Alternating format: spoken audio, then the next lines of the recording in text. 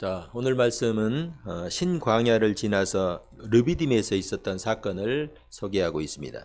자, 이곳을 성경에 보니까 호렙산이라고 불리는 것으로 볼 때 이곳 장소가 이제는 시내산 근처로 볼 수가 있습니다. 자, 이곳에서 일어난 두 가지 사건이 오늘 본문에서 소개되고 있는데요. 하나는 물이 없어서 백성들이 불평할 때 하나님께서 백성들을 위해서 반석을 터뜨려서 생수를 주신 것과 또 다른 하나는 아말렉과의 전쟁을 소개하고 있습니다. 오늘 말씀을 통해서 우리에게 주시는 하나님의 음성을 함께 들을 수 있기를 주님의 이름으로 축복합니다. 자, 1절 한번 봅시다. 이스라엘 자손의 온 회중이 여호와의 명령대로 신광야에서 떠나 그 노정대로 행하여 르비딤의 장막을 쳤으나 백성이 마실 물이 없는지라. 아멘. 자, 여기 말씀을 보면요, 그 노정대로 행하였다 이렇게 말씀하죠. 백성이 여호와의 명령대로 신광야를 떠나 그 노정대로 행하였다. 이 노정대로 행하였다 하는 말은요, 진지를 옮겨가면서 전진하였다 하는 의미를 담고 있어요. 자, 여러분, 이스라엘 백성들이 광야 생활할 때 진지를 이제 치고 걷고 이동하였어요. 자, 그러면 그들이 언제 치고 있던 진지를 옮겼습니까? 혹시 그들 위에 그들을 인도하던 구름 기둥이 움직이면은 진지를 옮겼죠. 자, 그러면은 그들이 구름 기둥을 따라서 진지를 움직이고 진지를 거두고 행진하였으며 또 구름 기둥이 멈추면은 그들이 멈춰서서 다시 진지를 구축합니다. 자, 여기에서 그들이 그 노정대로 행하여 르비딤의 장막을 쳤다 하는 말은, 이 말은 여호와께서 그들을 르비딤으로 인도하셨다. 구름 기둥으로 그들을 인도하셨다, 그런 말이죠. 자, 그런데 문제가 한 가지 있어요. 하나님께서 그들을 인도하셔서 그곳에 도착했는데 그곳에 뭐가 없어요? 물이 없는 거야. 마실 물이 없어요. 분명 하나님께서 인도하셨는데 마실 물이 없습니다. 아마도 백성들은 하나님께서 인도하셨으니 당연히 그곳에는 물이 있을 것이라 이렇게 생각을 했겠죠. 이것이 이스라엘 백성들의 잘못된 생각입니다. 여러분, 하나님께서 인도하셨으니까 그곳에는 우리에게 필요한 모든 것이 준비되어 있을 것이라, 그러니까 예수만 믿으면 우리가 하나님의 자녀가 되고 예수 믿으니까 우리의 모든 삶이 다 잘 될 것이다, 이제는 복받고 잘 먹고 잘 살 것이다, 이렇게 생각할 수 있거든요. 그렇지 않다는 거예요. 여러분, 하나님께서 함께 하시면은 아까 우리가 불렀던 찬송가 가사 중에서도 만사형통할 것이라, 이런 찬송가 가사가 있잖아요. 찬송가를 부르더라도 자세히 보고 잘 불러야 돼요. 여러분, 그냥 만사형통하는 게 아니에요. 이 말 역시 오해하는 사람들이 있습니다. 만사형통한다는 이 말은요, 모든 것이 내가 기대하는 것처럼, 내가 원하는 것처럼 다 잘 될 것이라 하고 생각하는 사람들이 있는데 사실은 그게 아니에요. 여러분, 우리가 내가 기대하는 대로 모든 것이 이루어지면은 과연 그 길이 형통한 길일까? 한번 생각해 보세요. 내가 원하는 대로 내 인생이 되면은 그 길이 나에게 좋고 형통한 길이겠습니까? 만약에 그대로 우리의 생각하는 대로 계획대로 일이 이루어지면요, 모든 사람들은 자신의 탐욕 때문에 결국은 다 망할 수밖에 없는 길로 갈 수밖에 없습니다. 그렇기 때문에 이런 우리의 마음을 잘 아시는 하나님께서 우리의 생각이 아닌 하나님의 뜻을 따라서 우리를 인도하시는 거예요. 그럴 때 이스라엘 백성들처럼 전혀 예기치 않는 일을 만날 수가 있습니다. 그러나 그건 역시 하나님의 뜻을 이루기 위한 섭리이고 역사라는 사실을 우리가 잊지 말아야 됩니다. 방금 우리가 불렀던 찬송가 384장 가사에 보면요, 나의 갈 길 다 가도록 예수 인도하시니 내 주 안에 있는 긍휼, 나를 향한 그 계획, 우리가 어찌 의심하겠는가? 예수님이 알아서 다 인도해 주신다는 거예요. 무슨 일을 만나든지 만사형통하리라. 그냥 만사형통하는 것이 아니에요. 그 앞에 가사가 무슨 일을 만나든지 만사형통하리라. 여러분, 하나님의 자녀들도 어려운 일을 만나고 고난을 당하고 병이 들 수가 있어요. 목사님들 중에서도 여러분 순천에서 열심히 목회하고 훌륭한 목회를 하다가 병에 걸려가지고 암에 걸려가지고 은퇴 못하시고 죽으신 분들이 큰 교회에서도 여러 분 계셔요. 그러면 그분들이 하나님 앞에서 실패한 인생입니까? 그렇지 않죠. 하나님께서 그들을 향한 뜻이 있는 거예요. 이렇게 우리가 세상을 우리가 보여지는 것으로 판단하면요, 하나님의 뜻을 온전히 알 수가 없어요. 여러분, 우리 그리스도인들도 얼마든지 세상 사람들과 똑같이 어려운 일 만나고 고난을 당하고 병이 들 수가 있어요. 그럼에도 불구하고 우리가 하나님을 알지 못하는 세상 사람들과 근본적으로 다른 것은 하나님은 그런 상황 가운데서도 함께 하신다. 우리가 오해하는 것이 내가 내 인생이 잘 되고 잘 풀리면은 하나님이 함께 하시는 것이고 내가 좀 힘들고 어려운 일을 만나면은 왜 하나님은 나와 함께 계시지 않는가 이렇게 생각할 수 있거든요. 잘못된 생각이에요. 그 가운데에서도 하나님은 함께 하시고 하나님께서 바라시는 뜻이 있다는 것입니다. 여러분 이것을 가장 잘 설명해 주는 사람이 요셉이죠. 요셉을 반복해서 말씀을 드릴 수밖에 없어요. 창세기 보면은 여호와께서 그의 범사에 형통하게 하셨다. 그러니까 그의 애굽에서 주인 보디발 장군이 요셉을 보니까 요셉은 형통한 사람이라 그 말이에요. 그 이유를 이렇게 지켜보니까 하나님께서 그가 믿는 하나님께서 요셉을 형통하게 하시다는 것이 그도 부인할 수가 없는 그런 현실로 드러나는 것입니다. 여러분 요셉은요 형통의 대명사와 같은 사람이에요. 형통 그러면 구약에서 요셉이에요. 그러면 여러분 한번 생각해 봅시다. 요셉의 삶이 그가 원하는 것처럼 꽃길만 걸었습니까? 전혀 그렇지 않죠. 그의 삶은 그가 전혀 생각하지 못한 방향으로 흘러갔습니다. 형들의 손에 팔려서 애굽의 노예가 되었어요. 또 보디발 장군의 집에서 성실하게 일했지만은 강간범이라는 누명을 쓰고 감옥에 갇혔어요. 얼마나 억울했겠어요. 자신은 그러지 않으려고 최선을 다했는데 누명을 쓰고 감옥에 갇혔어요. 여러분 우리가 요셉의 입장에서 한번 생각해 볼 때에 요셉이 얼마나 억울했겠습니까? 형통과는 전혀 상관없는 삶이라고 그는 생각했을 것입니다. 아마도 요셉은요 하나님을 향해서 밤마다 몸부림치며 부르짖었을 것입니다. 하나님 왜 나에게 이런 고난을 주십니까? 이런 시련을 주십니까? 왜 나를 이렇게 버려두십니까? 하나님 어디 계십니까? 이렇게 요셉이 부르짖지 않았겠어요?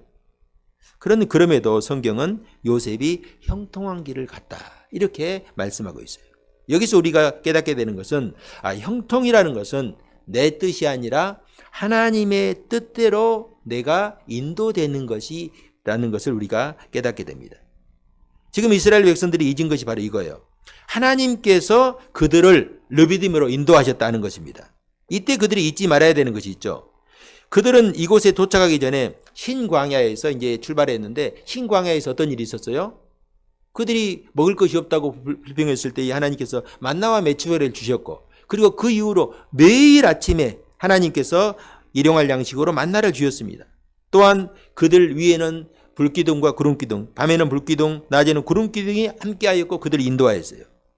지금 르비딤에 도착한 것도 모세가 지도를 보고 또 나침반을 보고 안내한 것이 아니라 하나님께서 친히 구름기둥으로 그들을 인도하고 있습니다. 또한 하나님은 마라에서 쓴물을 변화해서 단물이 되게 하셨고 엘림에서는 물샘이 12개나 있는 오아시스를 만나게 했어요. 여러분 광야에서 물샘 하나도 만나기 어려워요. 12개를 만났다는 것은 숫자적으로 12개일 수도 있지만은 이스라엘 백성이 충분하게 먹을 수 있는 그런 물샘을 만나게 하셨다. 이 히브리인들에게 10이라는 숫자는 완전수거든요. 하늘의 성부, 성자, 성령 3의 숫자, 하늘의 숫자, 땅의 숫자 4, 동서남북 3, 4, 12 곱하면 12이잖아요. 이건 완전수예요. 완전하다. 그래서 구약에서 지파를 나눌 때도 12지파. 또 예수님이 제자들을 부를 때도 몇 명? 12명. 완전한 그 숫자를 부르셨다는 것입니다. 여러분 하나님은 또 애굽의 바로를 10가지 재앙으로 심판하셨고 그들을 애굽에서 구해 주셨죠. 또한 홍해를 가르셔서 마치 바다를 마른 땅처럼 건너게 하였습니다. 이런 일들은 세상의 어떤 나라나 민족들도 경험하지 못한 이적들입니다. 세계 역사에서 이런 일이 없어요. 이런 일은 오래전에 있었던 사건이 아니라 불과 2-3달 전에 있었던 사건입니다. 자, 그렇다고 한다면은 모든 이스라엘 백성들의 머릿속에 이 놀라운 기적과 흥분 이것이 여전히 머릿속에 또 우리 가슴에 남아 있어야 할 것입니다. 그런데 여러분 사람들은요 참 이상한 동물이에요. 그렇게 은혜 받고 그렇게 뜨겁게 춤추고 노래하고 하나님께 찬양했는데 이렇게 놀라운 하나님의 이적을 경험하였지만은 아주 조그만 그런 시험 앞에서 넘어지는 거예요. 자, 오늘 백성들이 넘어진 이유가 뭐예요? 물이 없다는 거예요. 2절 한번 봅시다. 백성이 모세와 다투어 이르되 우리에게 물을 주어 마시게 하라. 모세가 그들에게 이르되 너희가 어찌하여 나와 다투느냐? 너희가 어찌하여 여호와를 시험하느냐? 지금 이스라엘 백성들이 있는 곳은 어디입니까? 광야 그리고 르비딤이죠. 르비딤이라는 광야예요. 자, 그렇다면은 물이 없는 것은 너무나 당연하죠. 광야는 생명이 살 수 없는 거죠. 광야는 생명이 살 수 없고 아무것도 없는 것이에요. 심을 수도 없고 거둘 수도 없고 물도 없고 먹을 양식도 없어요. 그런데 이런 상황에서 지금 2달 정도 지나고 한 3달 가까이 되는데 지금까지 그들이 물을 마시고 만나를 먹었던 것이 감사한 일이지 물이 없는 것은 결코 이상한 일이 아닙니다. 자, 그런데 이들은 물이 없다고 지금 모세와 다투고 있습니다. 자, 이들이 왜 모세와 다투고 있을까? 왜 이처럼 이렇게 원망한 것일까? 이유는 딱 하나예요. 그들이 믿음이 없기 때문에. 믿음이 없어서 하나님을 신뢰하지 못하기 때문입니다. 자, 이들의 문제는 지금까지 베풀어 주신 하나님의 이적과 표적을 통해서 하나님이 어떤 분이신지 여전히 배우고 있다, 배우지 못하고 있다, 배우지 못하고 있다, 알지 못하고 있어요. 여전히 이 신앙이 이제 갓 태어난 어린아이 신생아 수준을 벗어나지 못하고 있어요. 자, 지금 이스라엘 백성들이 물이 없는 르비딤으로 온 이유가 바로 여기 있어요. 하나님께서 그들을 물이 없는 르비딤으로 인도하신 이유가 여기 있어요. 왜? 하나님은 이 르비딤의 사건을 통해서 물이 없는 광야에서도 하나님께서 원하시면은 하나님은 너희에게 물을 주시는 하나님이시다라는 것을 가르치기 위함입니다. 여러분, 애굽의 바로가 10가지 재앙을 당한 이유가 무엇입니까? 물론 여러 가지 이유를 설명할 수가 있어요. 하나님은 그 10가지 재앙을 통해서 이스라엘 백성들에게 하나님이 어떤 분임을 알게 하셨고 또 애굽과 그 모든 세상 사람들에게 하나님만이 참 신이심을 가르치기 위한 목적이 있어요. 이게 큰 목적이에요. 그러나 성경은요, 반복해서 이 애굽의 바로에게 10가지 재앙을 내리실 때 무슨 말을 반복하시냐면은 바로의 마음이 완악하기 때문이라 이렇게 말씀해요. 이 말씀을 우리가 바꾸어 생각하면은 바로가 하나님의 전능하심과 능력을 일찍 깨닫고 항복하였다고 한다면은 10가지 재앙을 만나지도 않았을 것이다. 그리고 홍해에서 그 애굽이 자랑하는 철병거와 모든 병사들이 홍해에 그 수장되는 그런 어떤 비극적인 결과도 맞이하지 않았을 것이다 하는 것입니다. 그러나 바로의 그 완고하고 강팍한 마음이 결국은 애굽을 망하는 길로 이끌었던 것입니다. 저는 우리 성도님들이 정말 하나님을 대적하고 시험하는 자리에는 결코 서지 않기를 주님의 이름으로 부탁드립니다. 이것을 위해서 우리는요, 하나님이 어떤 분인지 잊지 않아야 돼요. 우리가 하나님을 대적하는 것, 예수를 알지 못하는 사람들이 하나님을 조롱하고 하나님이 있느냐고 그렇게 얘기하는 것은요, 하나님이 어떤 분인지 알지 못하기 때문에 그래요. 여러분, 마태복음 16장에 보면은 예수님께서 오병이어로 몇 명을 먹이셨어요? 5,000명. 그리고 또 칠병이어라는 것은 7병, 7개의 떡과 2마리의 고기로 몇 명을 먹이셨다고 했어요? 4,000명. 4,000명을 먹이셨어요. 그리고 또 남은 것이 많이 있었잖아요. 이 표적을 서기하고 있는데 이때 바리새인과 사두개인들이 예수님께 와가지고 이런 요구를 합니다. 선생님, 우리에게 하늘로부터 오는 표적을 좀 보여주십시오. 여러분, 지금 예수님께서 방금 전에 오병이의 기적을 보여주셨어요. 이것은 하늘로부터 오는 표적이죠. 예수님 말고 이런 표적을 행할 수 있는 분이 누가 있어요? 그런데 그런 표적 앞에서 또 표적을 보여달라는 거예요. 이미 수많은 표적을 보여주셨음에도 불구하고 또 다른 표적을 구합니다. 이에 예수님께서 뭐라고 말씀하셨어요? 내가 너희에게 요나의 표적 외에는 보여줄 표적이 없다. 왜냐하면 아무리 큰 표적을 보여주어도 너희들이 믿지 않는데 표적이 무슨 소용이 있겠느냐 하면서 그들을 떠나 그 호수 건너편으로 가십니다. 자, 배를 타고 가시다가 제자들에게 예수님께서 이런 말씀을 하셔요. 너희가 바리새인과 사두개인의 누룩을 조심하여라. 여기 누룩이라는 것은 그들의 교훈을 조심해라. 그들의 말을 조심해라. 그 이단들, 여러분 이단들하고 여러분 상종하면 안 돼요. 왜냐하면 그들의 말은 그럴듯한데 아주 교묘하거든요. 이 바리새인과 서기관들의 그 교훈 역시 마찬가지예요. 너희들 그 교훈 듣고 유혹에 빠질 수가 있다. 아무런 유익이 없다. 그때에 이 제자들이 이런 생각을 합니다. 너희가 바리새인과 사두개인의 그 누룩을 조심해라. 예수님은 그들의 교훈을 조심하라는 말로 은유적으로 말씀을 하셨는데 제자들은요, 아차차, 우리가 아까 예수님께서 오병이의 그 표적을 베푸시고 떡이 그리고 12광줄이 남았는데 그 남은 것 좀 챙겨가지고 좀 싸가지고 우리가 호수 건너편에 가가지고 이제 저녁 때 우리가 아니면 아침에나 다음 끼니 때 준비했어야 되는데 우리가 그걸 준비하지 못했구나. 하면서 예수님이 그걸 지금 말씀하시는가 이렇게 생각한 거예요. 그러니까 예수님께서 그들을 보시면서 이렇게 말씀하십니다. 너희가 아직도 지금 깨닫지 못하느냐? 내가 너희에게 오병이어와 칠병이어의 표적을 보여줬는데 아직도 그것을 이해하지 못하느냐? 내가 너희들을 떡 5개와 물고기 2마리로 5,000명을 먹이는 그런 내가 능력이 있는데 너희들은 아직도 그 떡을 가지고 그 염려하고 있느냐? 그런 말이에요. 여러분, 사실은 우리가 이런 존재예요. 하나님 말씀을 믿고 우리가 하나님을 따른다고 고백하고 있지만은, 그리고 입술로는 주여주여 하지만은 영적으로 우리가 깨어있지 않으면은 오병이의 표적을 베푸신 주님 앞에서 지금 떡을 가지고 고민하는 그런 삶을 살아갈 수 있다는 것입니다. 자, 다시 오늘 본문에 와서 모세를 한번 보시기 바랍니다. 백성들의 다툼과 원망소리를 듣고 하나님께 이제 부르짖고 있어요, 모세가. 모세 역시 이런 상황에서 어떻게 해야 할지 알지 못하고 하나님께 부르짖는 것입니다. 지금요, 이 지금 상황이 굉장히 긴박한 거거든요. 백성들이 돌을 가지고 모세를 쳐 죽일 그런 어떤 기세예요. 오죽했으면 이곳 이름을 맞사라, 무리바라.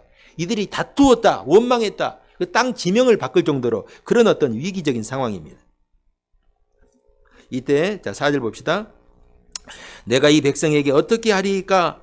그들이 조금 있으면 내게 돌을 던지겠습니다. 이렇게 하나님께 부르짖습니다. 이때 하나님께서 모세에게 말씀하시죠. 자 5절 6절 자 함께 합독합시다. 시작. 여호와께서 모세에게 이르시되 백성 앞을 지나서 이스라엘 장로들을 데리고 나일강을 치던 네 지팡이를 손에 잡고 가라. 내가 호렙산에 있는 그 반석이 거기서 내 앞에 서리니 너는 그 반석을 치라. 그것에서 물이 나오리니 백성이 마시리라. 모세가 이스라엘 장로들의 목전에서 그대로 행하니라. 아멘. 자, 하나님은 모세에게 내 지팡이를 손에 잡고 가라 이렇게 말씀하죠. 여러분, 지금 모세가 손에 잡고 있는 지팡이가 어떤 지팡이예요? 모세가 하나님의 말씀을 처음에 능력을 믿지 못할 때 하나님께서 모세의 지팡이를 통해서 뭘 되게 하셨어요? 뱀이 되게 하신 그 지팡이. 하나님께 능력으로 함께 하실 때 지팡이가, 그 생명 없는 지팡이가 뱀이 되게 하셨죠. 하나님은 이 지팡이를 통해서 나일강을 치게 하셨고 그 나일강을 피로 물들게 하셨고 여러 가지 이적을 행하게 하셨고 또 마침내 홍해를 가르게 하신 그 지팡이죠. 이 지팡이를 잡으라는 것은 내가 하나님의 권능을 붙들라 하는 말이에요.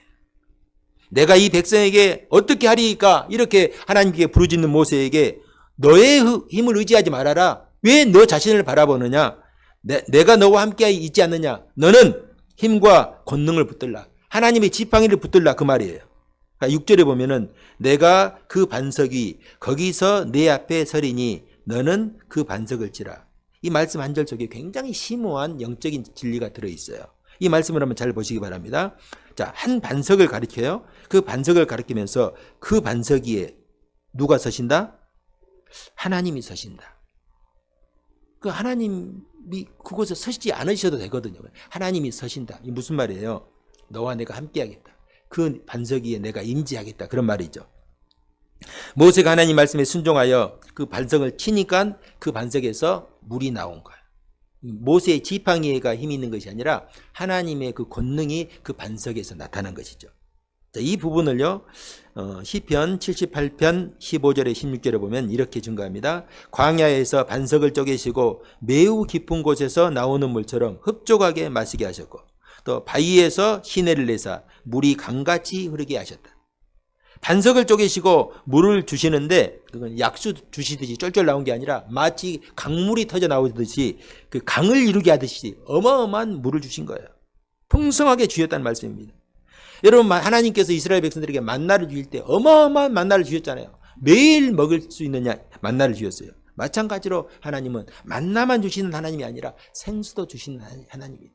직접 하나님께서 생수의 근원 되셔서 너희를 풍성하게 먹이시는 하나님이라 저는 우리 성도님들이 우리의 삶 속에서 이렇게 우리에게 필요한 만나도 주시고 생수를 주시는 하나님을 늘 삶 속에서 경험할 수 있기를 주님의 이름으로 축복합니다. 자, 그런데 여기에 또 한 가지 영적인 비밀이 숨겨져 있어요. 자, 하나님이 서 계시는 반석을 친다. 그 반석을 치는데 하나님이 그 반석에 서 계셔요. 그런데 모세에게 너는 이 반석을 쳐라. 이 말은 결국 무슨 말로 우리가 해석할 수 있냐면 하나님을 치라는 말씀. 하나님이 반석에 있잖아요. 서 있잖아요. 하나님이 서 계신 반석을 치라는 거예요. 반석과 반석이 하나님 임재하셨잖아요. 그 반석은 임재하시는데 하나님이 보여요, 안 보여요? 반석이 하나님이 임재하였으면 그 반석 자체가 거룩한 거잖아요. 반석을 칠하는 것은 결국 하나님을 칠하는 그런 말씀으로 해석할 수 있어요. 자, 바울 사도는요, 이것을 이렇게 해석합니다. 이 부분은 중요하니까 한번 찾아봅시다. 고린도전서 10장 3절에 4절. 신약성경 274장. 찾아가지고 한번 읽어봅시다.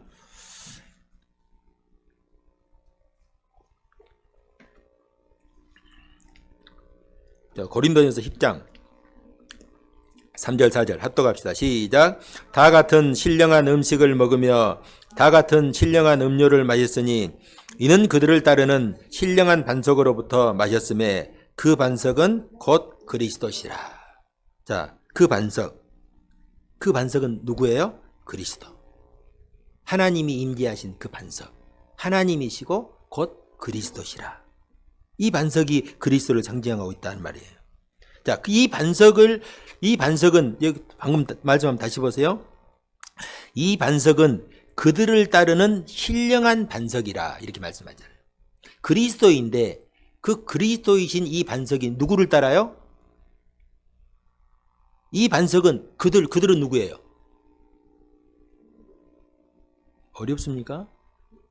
그들은 이스라엘 백성밖에 없죠. 이 반석은 그들을 따르는 신령한 반석이라. 그러니까 주님께서, 하나님께서 그들과 함께 하신다는 거예요. 늘 그들과 함께 하셨다는 거예요. 그들을 따른다는 말은 그들과 함께 한다, 그들의 동반자라 이런 말이에요. 한 번도 하나님은 이스라엘 백성들을 떠나신 적이 없어요. 우리 주님이 세상 끝날까지 너희와 함께 하리라. 그 말씀도 그거잖아요. 그래서 하나님은 임마누엘 하나님께서 우리와 함께 하신다는 그 말이죠. 광야에서 하나님께서 이스라엘 백성들 한 번도 떠난 적이 없어요.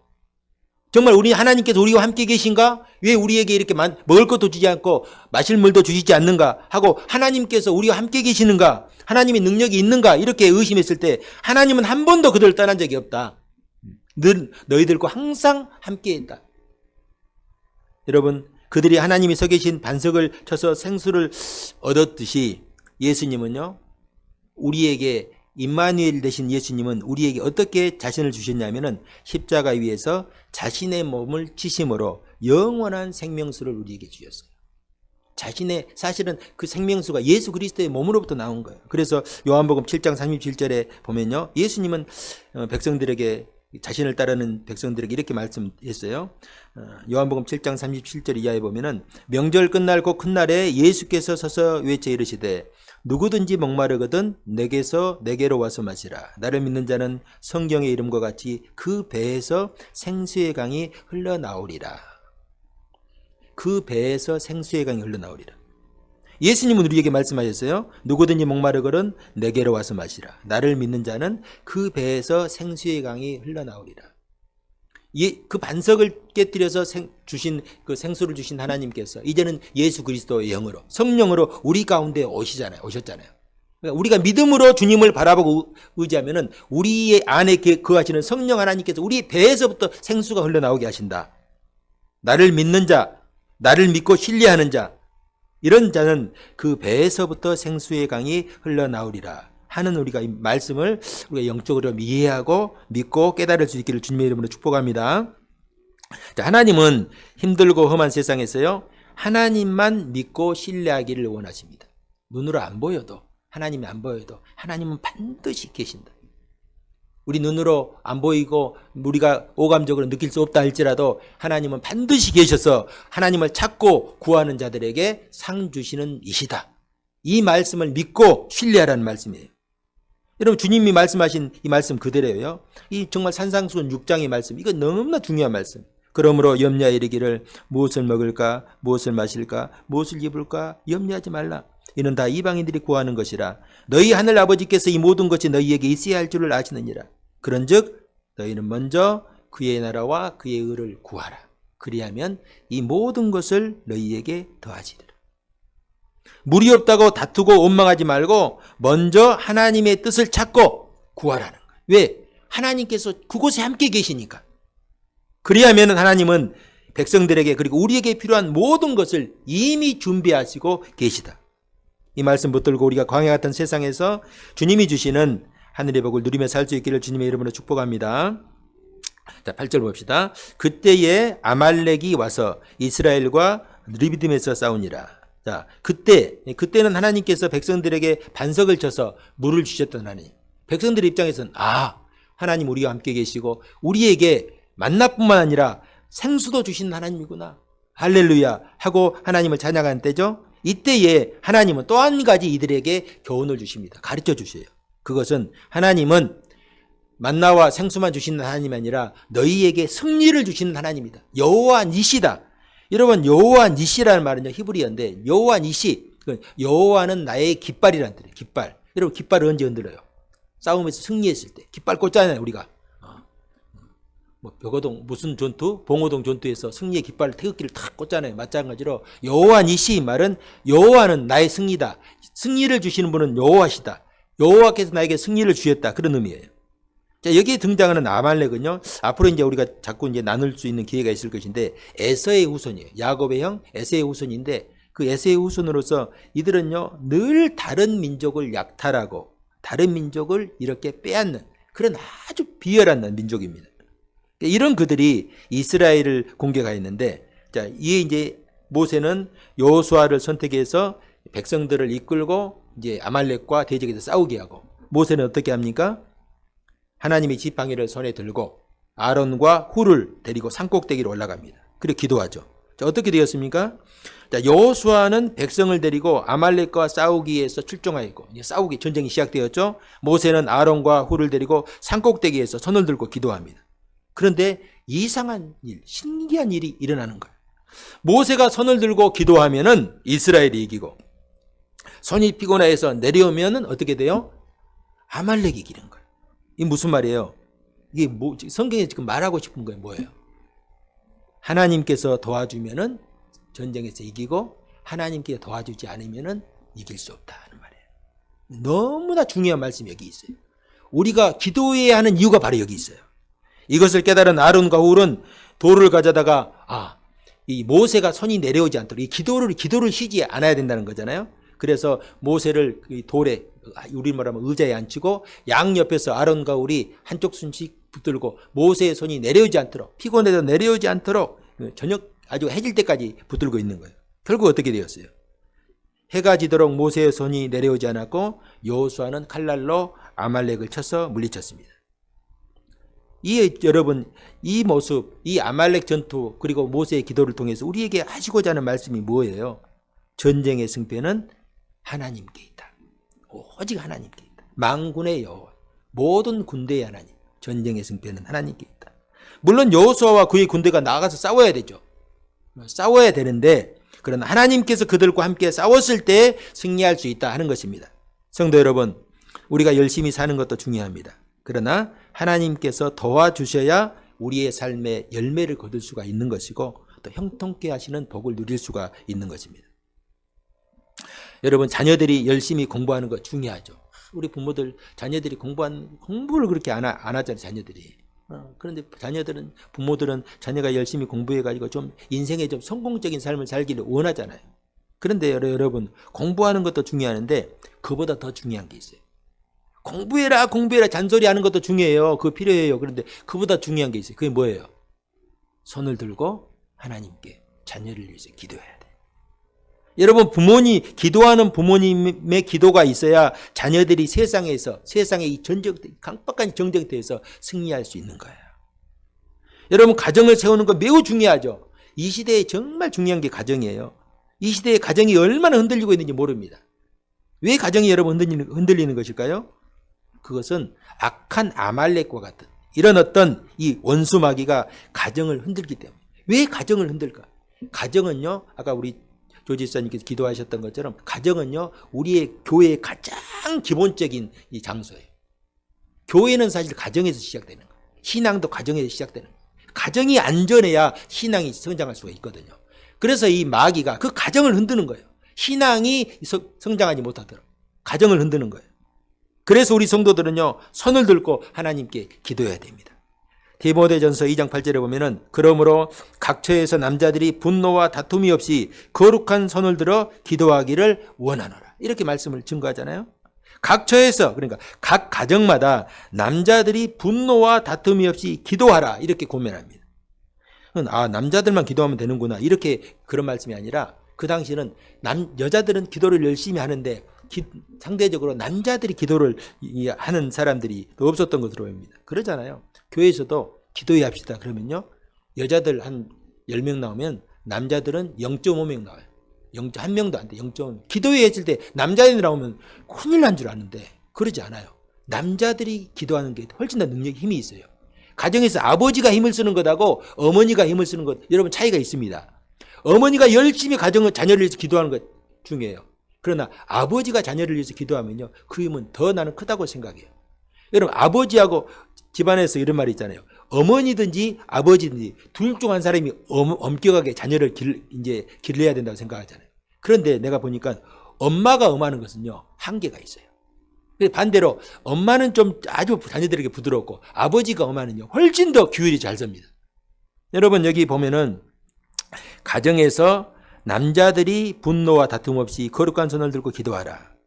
여러분 남자들만 기도하라는 소리가 아니라 함께 기도해야 돼요. 가정에서 남편과 아내가 함께 기도하는 가정. 이 가정이 복된 가정이죠. 함께 기도하면요. 분노와 다툼이 사라지게 됩니다. 여러분 기도하는 가정에서 싸울 일이 없죠. 싸울 수가 없어요. 기도하는데 어떻게 싸웁니까? 함께 기도하면은 분노와 다툼이 오히려 사라지게 됩니다. 기도하지 않으니까 자꾸 육신의 욕망이 올라와서 분노하고 다투는 거예요. 만약에 이스라엘 자손이 물이 없다고 분노하고 다투기 전에 그들이 하나님께 손을 들고 기도했다면 그들은 결코 모세와 하나님과 다투고 분노하지 않았을 것입니다. 여러분 우리가 행복한 가정을 이루시길 원하십니까? 우리의 자녀들이 행복하고 하나님께 지켜주시는 아름다운 가정을 이루시길 원하십니까? 거룩한 손을 들고 함께 기도하시기 바랍니다. 평강의 하나님께서 우리의 가정을 은혜와 평강 위에 세워주실 것입니다. 그런데 여러분 기도하는 게 쉬워요? 어려워요? 어렵죠. 기도하는 게 쉽지 않아요. 그래서 예수님 성경에 보면은 데살로니가 전서에 보면 쉬지 말고 기도하라. 항상 기도하라 이제. 그만큼 기도가 어려운 거예요. 왜 어려운지 어려워요. 제가 해보니 기도가 쉽지 않아요. 어려워요. 예수님께서 공생의 마지막 시간 겟세마네 동산에서 그냥 땀이 핏방울이 되도록 기도하셨어요. 여러분 사람이 간절하게 기도하면요. 머리에 피가 이렇게 거꾸로 이렇게 솟아오르면서 실제로 땀방울이 핏빛이 날 정도로 그렇게 변한다고 합니다. 예수님께서 땀방울이 핏방울이 되도록 기도하셨어요. 그때에 기도하러 가실 때 동행했던 사람들이 있었죠. 12제자. 그리고 그 중에서 특별히 3명을 택하셨어요. 애제자라고 불리는 베드로, 야고보, 요한 데리고 더 가까이 더 깊숙이 들어가셔서 내가 돌 던질 만큼 내가 20m 정도 떨어져서 깊이 들어가서 기도할 테니까 여기서 너희들이 나를 좀 위해서 기도해달라. 깨어서 기도해라. 이렇게 말씀하시고 예수님 가서 땀이 핏방울이 되도록 기도하였어요. 기도하시고 나서 와서 보니까 제자들이 뜨겁게 기도하고 있었어요. 자고 졸고 있는 꾸벅꾸벅 졸고 있었어요. 저도 이거 졸아봐서 알아요. 새벽 기도하다가 끝나고 나서 혼자 졸 때도 있거든요. 그런데 이들이 여러분 왜 졸고 있었을까요? 조는 이유가 있어요. 왜 졸고 있었어요? 몸이 피곤하기 때문에. 여기 성경에 보면요. 그들이 몸이 피곤하기 때문에 그래요.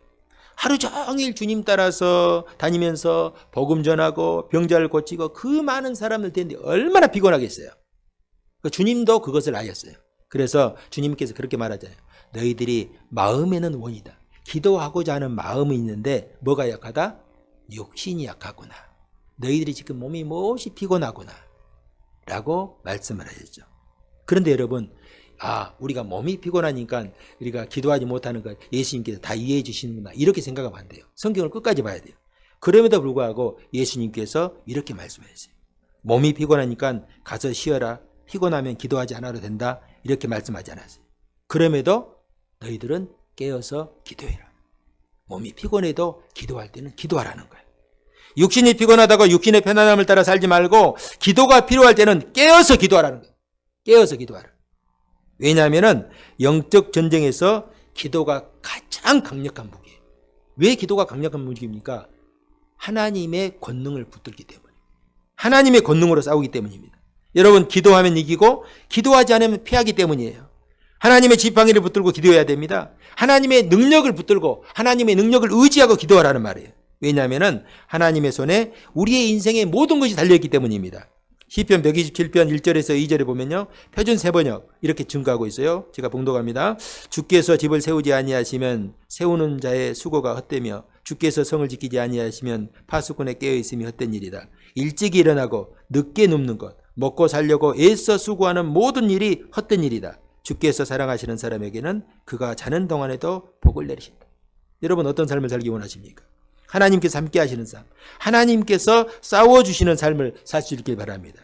우리가 아침부터 새벽 일찍부터 밤늦게까지 아무리 열심히 일을 해도 하나님께서 함께 하시고 하나님께서 붙들어지지 아니하시면 모든 수고가 말짱 덜어버려요. 아무리 농사 열심히 지어보십시오. 하나님께서 여름에 태양빛을 내리지 않으시고 또 반대로 비를 너무 많이 내리시면 모든 것이 화사가 되는 거예요. 그렇잖아요.